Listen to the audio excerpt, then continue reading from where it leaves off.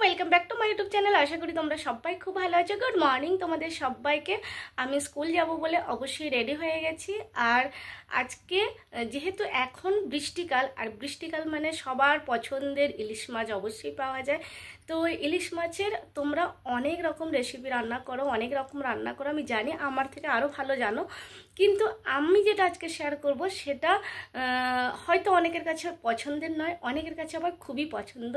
আর আমাদের কাছে সবথেকে বেশি পছন্দের হলো ইলিশ মাছের এই পদটি। তো কি পদ সেটা বলে দিই, সেটা হচ্ছে ইলিশ মাছের তেঁতুল টক।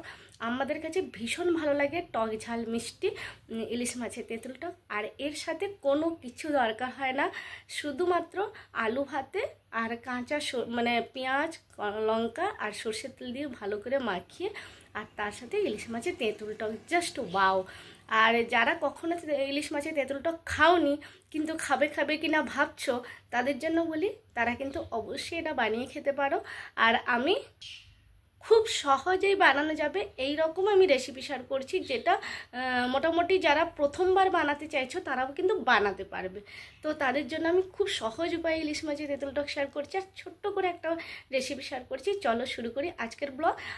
তোমরা সবাই জানো আমি ইলিশ মাছ বাড়িতে এনেই কাটি, আর কেমনভাবে কাটি সেটাও তোমাদের সাথে ব্লগে শেয়ার করেছি। যাই হোক, ইলিশ মাছটা বড়ই ছিল, আর এখন বৃষ্টিকালে ইলিশ মাছের জন্য আমরা অপেক্ষা করে থাকি কখন খাবো। তো যাই হোক, ইলিশ মাছ এলে আমাদের সবার আগে যেটা মাথায় আসে যে আগে তেঁতুলের টক বানাবো। আর হ্যাঁ, অবশ্যই আমাদের খুব ভালো লাগে তেঁতুলের টক খেতে বলে, সেই জন্যেই। আর ইলিশ মাছটাও বেশ টাটকা ছিল। আর অবশ্যই বৃষ্টি পড়ছে, বৃষ্টি পড়লেই ইলিশ মাছ, মানে অনেক সময় আবার খিচুড়ি ইলিশ মাছের ভাজা, এটাও বেশ ভালো লাগে। তো যাই হোক, তোমাদের সাথে রাস্তাটাও শেয়ার করলাম, আর আমার এই জানলা দিয়ে একবার শেয়ার করে নিলাম যে দেখো খুব সুন্দর, মানে বৃষ্টিটা এমন পড়ছে বেশ ভালো লাগে, মনটাও ভালো হয়ে যায় যারা বৃষ্টি পছন্দ করে। তো যাই হোক, আমি কিন্তু ইলিশ মাছের টক বানালে আগের থেকে ইলিশ মাছটাকে ভেজে নিই না, আমি কিভাবে বানাই সেটাই শেয়ার করছি। তো আমি যেহেতু একসাথেই রান্না করব সেই জন্য একদম তেল দিয়ে দিয়েছি, ফোড়ন দিয়ে দিলাম, তার সাথে আমি দিয়ে দিয়েছি শুকনো লঙ্কা, আর একটু তেলটা বেশি করেই দিয়েছি, তেলটা গরম হয়ে গেছিলো।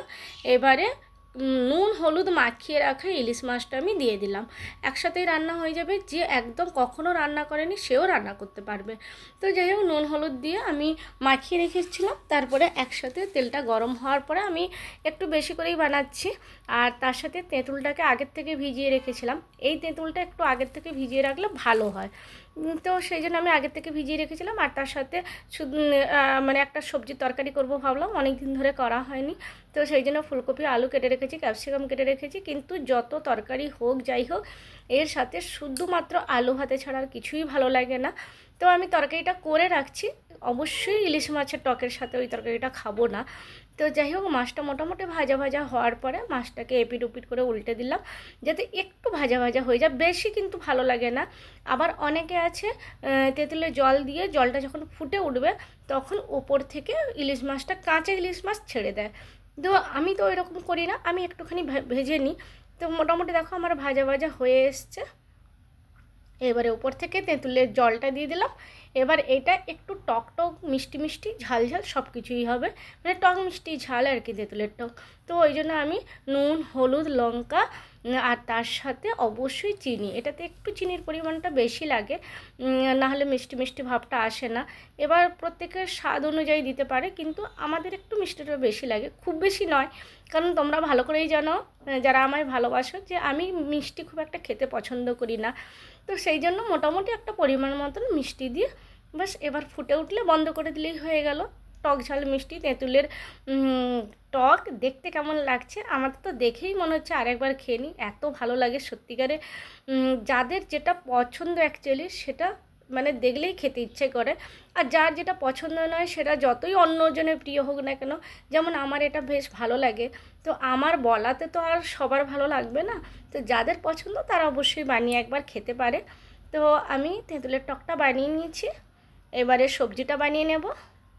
তো সবজি বানানোর জন্য আমি কোনো রকম কোনো মশলা দেব না, জাস্ট সিম্পল একদম সাধারণভাবে ফোড়ন দিয়ে দিয়েছি, ব্যাস। এবারে কাঁচা লঙ্কা দিয়ে দেবো, আর ওপর থেকে একটু মানে এই সবজি যেগুলো কেটে রেখেছি সেগুলো দিয়ে একটু ভাজা ভাজা করে নেব, ব্যাস।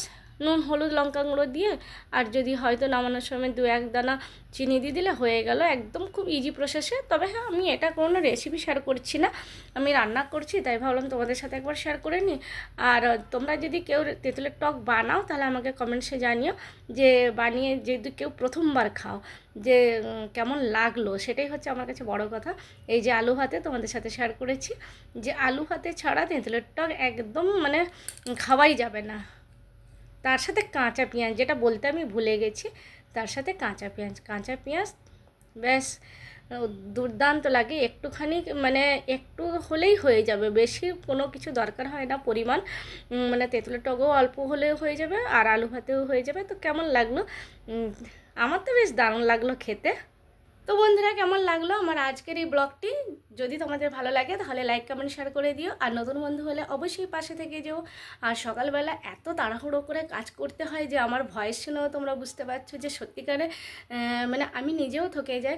তো যাই হোক, তোমরা যদি কেউ প্রথমবার ইলিশ মাছের তেঁতুল টক বানাও তাহলে সেটাও কমেন্টসে জানিও, আর যারা পছন্দ করো না তারাও কমেন্টসে জানিও যে আমারও ভালো লাগে না ইলিশ মাছের তেঁতুলটা, কারণ আমি জানি আমার মতন অনেকের ভীষণ ভীষণ ভীষণ ভালো লাগে।